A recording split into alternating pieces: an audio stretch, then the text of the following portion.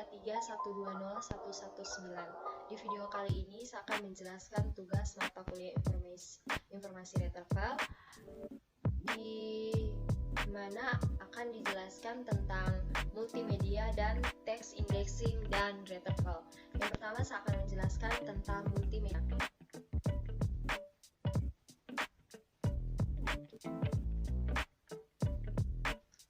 Definisi multimedia. Jadi beberapa jenis multimedia itu sudah kerap kali kita gunakan dalam sehari-hari. Misalnya ini audio, video, teks, image itu sudah kita gunakan. Jadi multimedia merupakan segala data digital termasuk plain text. Data multimedia mengacu pada representasi dari berbagai jenis media secara bersama dan dapat dibaca maupun dikontrol oleh komputer. Selanjutnya kita akan melihat karakteristik multimedia. Jadi karakteristik multimedia itu yang pertama tentunya sistemnya dikontrol oleh komputer, yang kedua sistemnya terintegrasi atau integrated system, yang ketiga informasinya dikelola, ditangani, dan dipresentasikan secara digital, yang keempat antarmuka pada tampilan akhir umumnya bersifat interaktif, yang kelima data multimedianya khusus audio dan video merupakan data yang sangat intensif. Yang keenam, audio dan video memiliki suatu dimensi sementara atau temporal. Yang ketujuh, audio digital, image, dan video ditampilkan dalam suatu rangkaian nilai dan struktur semantik yang kurang jelas bagi komputer untuk mengenali isinya. Yang selanjutnya, banyak aplikasi multimedia membutuhkan penampilan yang bersamaan dengan jenis media yang banyak dalam menentukan cara pengkoordinatan berdasarkan ruang dan keadaan. Selanjutnya kita akan melihat komponen dari multimedia. Jadi ada 5. Yang pertama capture device, yang kedua storage device, yang ketiga computer system, yang keempat communication network, yang kelima display device. Jadi untuk capture device itu ada digital still camera, video kamera, audio recorder, mikrofon, mouse, dan graphic pad. Terus yang storage device itu ada hard disk, thumb drive, CD-ROM, dan DVD-ROM. Terus dalam komputer sistem itu multimedia desktop, rendering mesin. Terus yang ada di communication network itu LAN, WAN, internet, intranet, wireless network. Terus yang ada di display device itu monitor, speaker, printer, projector. Selanjutnya kita akan melihat jenis-jenis multimedia. Ada 2, media statistik dan media dinamis. Jadi media statistik itu media yang tidak memiliki waktu, sementara media dinamis itu media yang memiliki dimensi waktu.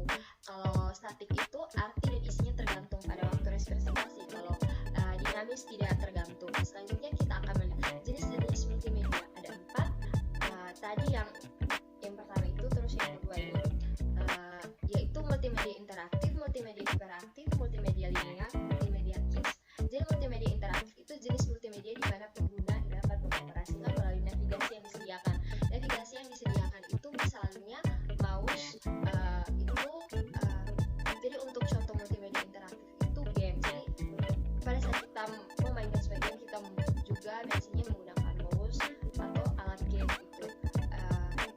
Itu yang dimaksud dengan multimedia interaktif. Terus untuk multimedia hiperaktif itu jenis multimedia yang strukturnya berjalan lurus dan tidak dapat dikontrol oleh pengguna. Contohnya itu siaran langsung di televisi. Jadi siaran langsung itu dia jalannya lurus terus. Terus multimedia linear itu jenis multimedia yang memiliki kontrol navigasi yang lebih kompleks. Jadi dia ini lebih kompleks, itu misalnya website dan game online. Terus untuk multimedia kids ini terdiri dari media yang dikemas dalam satu topik dan membutuhkan perangkat lain selain komputer. Perangkat lain selain komputer itu bisa mouse atau speaker dan lainnya. Terus sektor-sektor yang menggunakan multimedia. Jadi untuk sektor-sektor yang menggunakan multimedia ini dia berkaitan dengan pemasaran, bisa perikanan. Contohnya di sekolah itu dia membuat kayak untuk pelajaran atau untuk contohnya ada mahasiswa baru, dia bisa kayak memberikan slogan begitu untuk atau katalog untuk sekolahnya gitu. Terus untuk bisnis juga bisa menggunakan multimedia untuk bisnis. Terus rumah, tempat umum juga dengan virtual reality atau VR.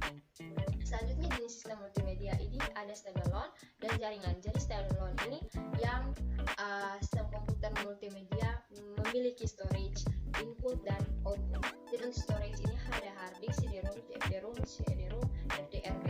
Terus untuk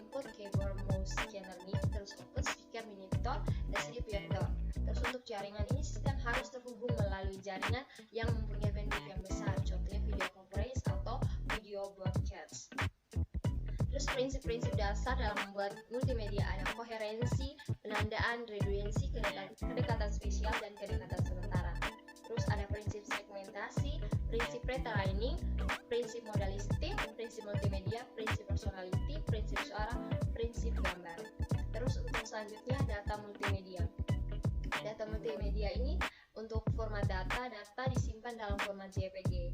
Misalnya kita mau foto itu, biasanya gambar kita bisa dalam bentuk JPG. Terus untuk kalau audio dia dalam bentuk MP3, terus untuk video biasanya MP4. Terus selanjutnya database multimedia merupakan perluasan kemampuan basis data yang dapat menyimpan data tidak hanya teks, akan tetapi dapat berupa suara, gambar, dan animasi maupun data multimedia lainnya. Data multimedia sendiri terdapat dua tipe, yaitu statik dan dinamik. Kalau statik itu picture image, teks, grafik, terus dinamik itu animation, musik, audio, dan video. Selanjutnya struktur multimedia database itu ada data analisis multimedia, data modeling, data storage multimedia, data retrieval, query language, dan multimedia communication. Dan selanjutnya kita akan belajar, saya akan menjelaskan text indexing dan retrieval. Jadi text indexing ini solusi untuk membuat indeks kata. Penyimpanan dokumen proses mencakup pencarian cukup dilakukan terhadap indeks. Jadi informasi retrieval proses mencapai dokumen dalam bentuk yang tidak struktur atau biasanya dalam bentuk teks dari koleksi yang berukuran sangat besar atau berbentuk vektor yang sesuai dengan informasi yang dibutuhkan. Informasi retrieval juga digunakan dalam proses penelusuran dan penyaringan koleksi dokumen untuk diproses lebih lanjut. Jadi itu tentang information retrieval. Yang selanjutnya langkah-langkah dalam proses indexing. Yang pertama, kita mengumpulkan dokumen yang mau kita indeks. Kemudian kita beri ID pada unit setiap dokumen itu, kita berikan ID. Selanjutnya yang kedua, memecahkan dokumen menjadi serangkaian token atau unit yang lebih kecil. Yang ketiga, menormalisasikan token secara linguistik, misalnya dia melakukan stopping atau mengadakan stopper. Terus yang keempat, mengindeks dokumen yang standar indeks yang terdiri dari dictionary dan posting. Tahapan dalam indexing dokumen ini ada 4 tahapan: parsing dokumen, starting token, merging token, dan hitung frequency. Parsing token itu memecahkan dokumen menjadi kata-kata dan kemudian disimpan dalam tabel. Terus starting token, tabel diurutkan berdasarkan kata. Merging token, kata-kata yang sama terdapat dokumen digabungkan dalam satu entry. Terus hitung frekuensi ini, kemunculan kata dihitung dan ditambahkan ke dalam tabel. Terus automatic index meliputi alphabet normalization, stopping, dan yang ketiga stemming. Precision and recall. Dua parameter minimal yang digunakan untuk mengukur dua retrieval, precision dan recall. Parameter minimal ditentukan untuk mengukur performa retrieval engine dengan menunjukkan besaran tertentu. Terus precision itu merupakan salah satu besaran yang umum digunakan untuk menunjukkan performa sebuah retrieval engine. Terus karakteristiknya, precision tidak sama dengan tingkat akurasi. Yang kedua merupakan presentasi relevan dokumen dari sebuah query yang ditampilkan. Yang ketiga, semakin tinggi nilai precision, maka semakin besar peluang hasil pencarian yang tampil adalah relevan. Ini rumus precisionnya. Precision sama dengan true positif dibagi dengan true positif ditambah false positif. Terus untuk recall-nya, recall merupakan presentasi relevan dokumen yang dihasilkan, yang berhasil ditampilkan dalam sebuah pencarian. Jadi semakin tinggi nilai recall, maka semakin besar peluang bahwa dokumen yang relevan berhasil ditampilkan dalam hasil pencarian. Jadi rumus recall itu sama dengan TP atau true positif dibagi dengan true positif ditambah dengan false negatif. Selanjutnya untuk cara kerja indeks dan retrieval ini. Jadi cara kerja indeks dan retrieval ini seperti ini. Jadi ada user, ada query, ada parsing, ada stopping, stemming, sorting, dan merging. Jadi dari parsing ini kita memecahkan dokumen menjadi token. Terus untuk stopping ini token-token yang dihasilkan dari parsing dibandingkan dengan token yang terdapat pada daftar stopper dan akan diabaikan. Terus untuk stemming ini token di-insert menjadi kata dasarnya untuk pengelompokan token yang memiliki kata dasar yang sama. Terus untuk sorting dan merging mengurutkan dan menggabungkan. Ini gambar algoritma proses stopping. dari begin, mulai, terus ambil satu term dari daftar, selanjutnya term ditetapkan dalam kamus. Kalau pas, dia masukkan ke dalam daftar terpenting, akhir data true dan end. Kalau seandainya di sini dia true, dia akan ke sini, abaikan, lanjut langsung ke akhir daftar dan habis tanpa memasukkan